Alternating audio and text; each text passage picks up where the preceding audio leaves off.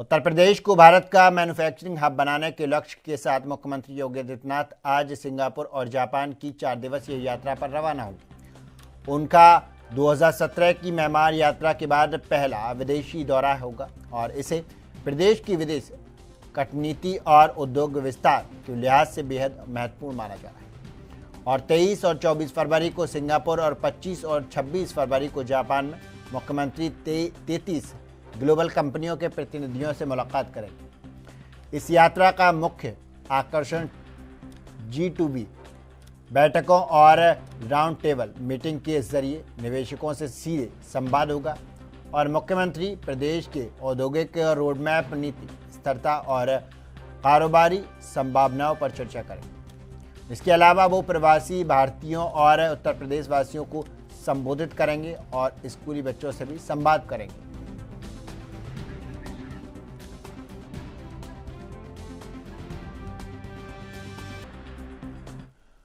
और इसी खबर पर वरिष्ठ संवाददाता आनंद मिश्रा जुड़ चुके हैं। आनंद, क्या कुछ जानकारी निकल के आ रही है? आज मुख्यमंत्री योगी आदित्यनाथ का सिंगापुर और जापान के दौरे की शुरुआत है और कल जी जो है आज विदेश दौरे पे जाएंगे और 2017 के म्यांमार यात्रा के बाद जो है वो पहला उनका विदेश दौरा है मुख्यमंत्री का।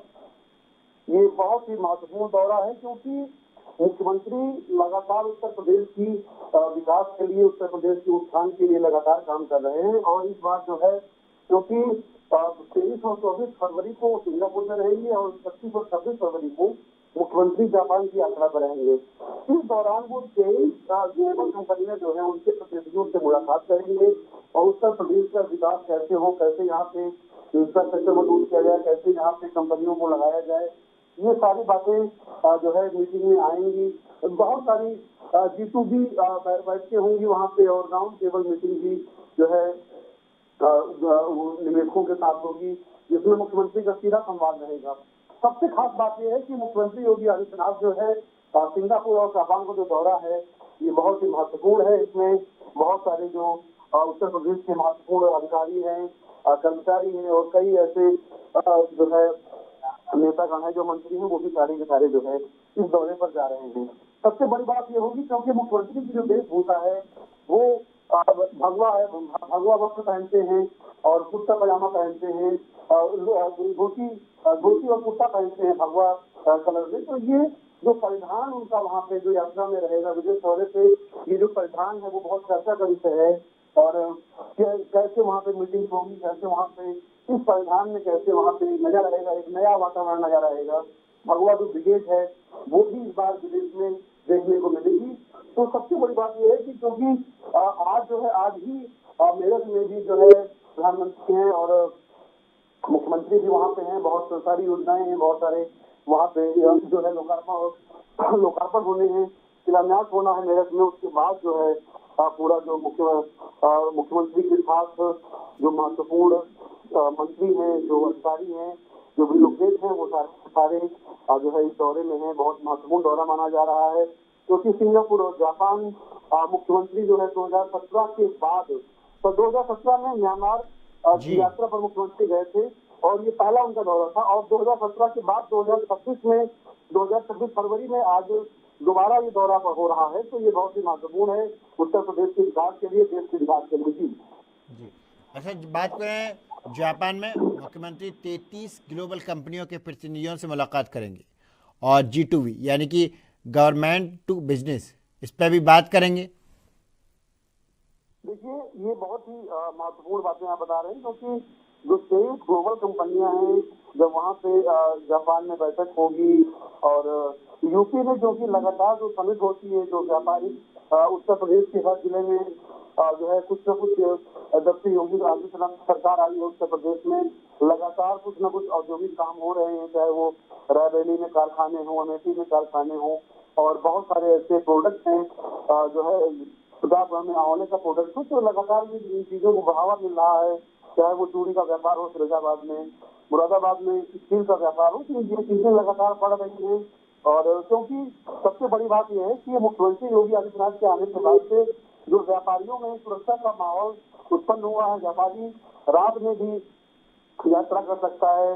पहले क्या था, पहले सुरक्षा व्यवस्था बहुत ही, सुरक्षा के लिए लोग परेशान होते थे। व्यापारी चाहे वो जिले में एसपी या डीएम को शिकायतें करते थे। अब जो है ऐसा नहीं है, अब सीधे सीधे जो है जो अपराधी है, जो मुख्यमंत्री का कहना है कि अपराधी है तो जो है शांत रहे उत्तर प्रदेश में या फिर यहाँ उत्तर प्रदेश से भाग जाए छोड़ के, तो इसका बहुत व्यापक असर हुआ है। और 2027 में चुनाव भी अब नजदीक है, एक ही साल बचा हुआ, 27 में विधानसभा चुनाव भी होने हैं। तो कितना कितने जो है कितना निवेश जो है विदेश से मुख्यमंत्री योगी आदित्यनाथ ला सकते हैं, ये बड़ा विषय होगा जी। अच्छा, मुख्यमंत्री योगी आदित्यनाथ का जो पहनावा है वो भगवा का रहता है, कुर्ता और धोती। इसको लेके अक्सर चर्चाओं का विषय बना रहता है। इस बार विपक्ष के क्या कुछ सवाल रहे कि जिस तरह से भगवा पहन के विदेशी यात्रा पर जाना जापान में, और इससे पहले सिर्फ एक दो विदेश उनका दौरा रहा है, इसको लेकर भी चर्चाएं तेज हो गई हैं कि किस तरह का उनका लिबास है उसको लेकर।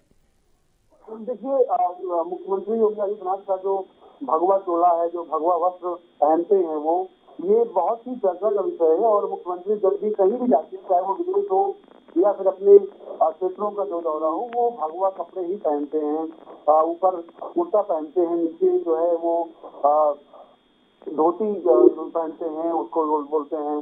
तो ये चीज, ये जो भगवा कपड़ा है, इसको पहनने से अब क्योंकि विदेश यात्रा पे जा रहे हैं, बहुत दिनों बाद ही विदेश यात्रा है, लोगों में कौतूहल का विषय है कि मुख्यमंत्री जब भगवा कपड़े पहन के मीटिंग को अटेंड करेंगे तो कैसा कैसा लगेगा, कैसी यात्रा हो। लोग सोच रहे हैं कितना इसका प्रभाव पड़ेगा, आने वाले समय में ही बताएगा। क्योंकि 4 दिनों की यात्रा है, 23 और 24 को सिंगापुर में रहेंगे और 25 और 26 को जापान की यात्रा पे रहेंगे। तो अब मुख्यमंत्री जब लौट के आएंगे, निवेश वहां से ले आएंगे, कितने निवेश ले आते हैं, कितनी कंपनियों को उत्तर प्रदेश में ले आते हैं, अपने देश में ले आते हैं, ये आने वाला समय ही बताएगा कि भगवा जो कलर है वो कितना अच्छा दिखाता है 2027 के चुनाव में भी। और अभी क्योंकि दोनों देशों की जापान यात्रा है, सिंगापुर और जापान की यात्रा जो है बहुत ही महत्वपूर्ण मानी जाती है। अच्छा, इसको लेकर विपक्ष कितना कुछ तैयार है धारदार सवाल दागने के लिए? देखिए, विपक्ष की बातें तो आप, क्योंकि अभी जो है वो विधानसभा सत्र उत्तर प्रदेश में चल रहा था और लगातार जो है, क्योंकि बजट सत्र भी कई दिन चला, बजट उत्तर प्रदेश का पास हुआ है, तो बजट में भी विपक्ष खासतौर से समाजवादी पार्टी विपक्ष की सबसे महत्वपूर्ण पार्टी है उत्तर प्रदेश में, उसके विधायकों ने बहुत जोरदार हंगामा किया, बहुत सारे प्रश्न उठाए कि उत्तर प्रदेश के विकास के लिए अभी तक उत्तर प्रदेश में कुछ भी नहीं किया है। योगी सरकार ने मात्र बजट को बढ़ाते आ रही है और बजट को खर्चा करने के लिए जो बजट का व्यय होता है उसको कैसे खर्च किया जाए, कैसे विकास से खर्च किया जाए, इसको देखना होगा। लेकिन तो विपक्ष लगातार वो हमलावर है। और सबसे बड़ी बात यह है कि अभी मुख्यमंत्री ने विधानसभा में ही शिक्षा मित्रों का जो उत्तर प्रदेश में बहुत बड़ा एक वर्ग है शिक्षकों का, जिसको जो प्राइमरी एजुकेशन बच्चों को देता है, शिक्षा मित्र होते हैं, शिक्षा मित्रों का वेतन जो है वो बढ़ा दिया है। और उत्तर प्रदेश में शिक्षा मित्र बहुत खुश है क्योंकि 18,000 रुपये उनका मासिक वेतन हो गया है और खुशी की लहर है। इसका विशेष जो है प्रभाव उत्तर प्रदेश में देखने को मिल रहा है। और इसके कई ऐसे विकास की योजनाएं हैं जो बजट के माध्यम से उत्तर प्रदेश को दी गई है और आने वाले समय में इसका व्यापक असर देखने को मिलेगा जी। आनंद, बहुत बहुत धन्यवाद आपका ज़्यादा जानकारी के लिए।